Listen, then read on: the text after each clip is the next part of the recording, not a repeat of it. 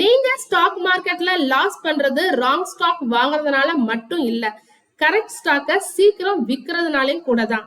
Peter lynch இதத்தான் 10 multi Baker சீக்ரெட்னு சொல்றாரு. இந்த சீக்ரெட்டை நீங்க தெரிஞ்சுக்கிட்டீங்கன்னா நீங்க ஸ்டாக்ஸ் வாங்குற விதமே மாறிடும். வாங்க இன்னொரு பவர்ஃபுல் லெசனை இன்னைக்கு நம்ம பார்க்கலாம்.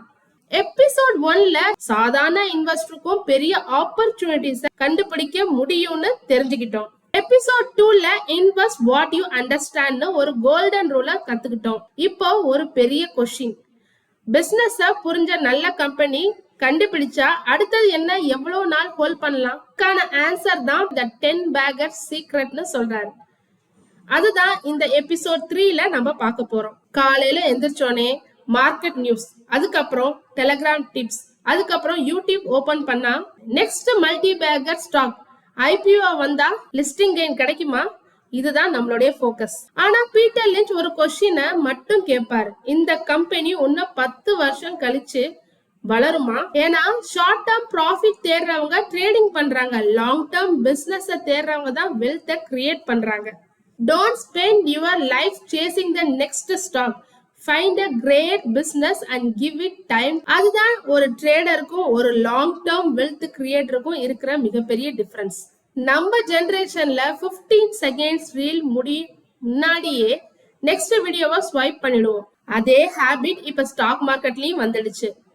சோசியல் மீடியாவை ஓபன் பண்ணாலே next multi Baker, 100% return, Appar circuit tomorrow அப்படின்னு தினமும் ஒரு புதிய ஸ்டாக். ஆனா பீட்டர் லிஞ்ச் சொல்ற 10 பேக்கர் இதெல்லாம் இல்ல.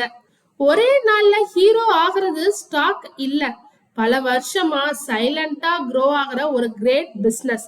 அததான் அவர் சொல்றாரு. Don't chase the next multi bagger, own a great business and give it time. ஏன்னா 10 பேக்கரை உருவாக்குறது மார்க்கெட் இல்ல, கிரேட் பிசினஸும் உங்க பேஷன்ஸும் தான்.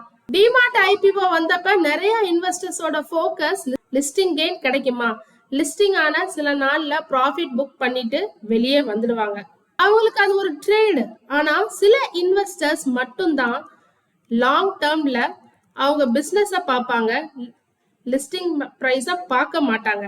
Store expansion, consistent profit growth, operational efficiency, அதனாலதான் அவங்க ஹோல்டு பண்ணிட்டே இருந்தாங்க. இதே மாதிரி அமேசான் ஆரம்பிச்சப்பையும் நிறைய பேர் ஒரு ஆன்லைன் புக் ஸ்டோர் தானே அப்படின்னு நினைச்சாங்க. ஆனா ஜெஃப் பெசோஸ் ஒரு பிசினஸ் எம்பையரே கட்டிட்டாரு.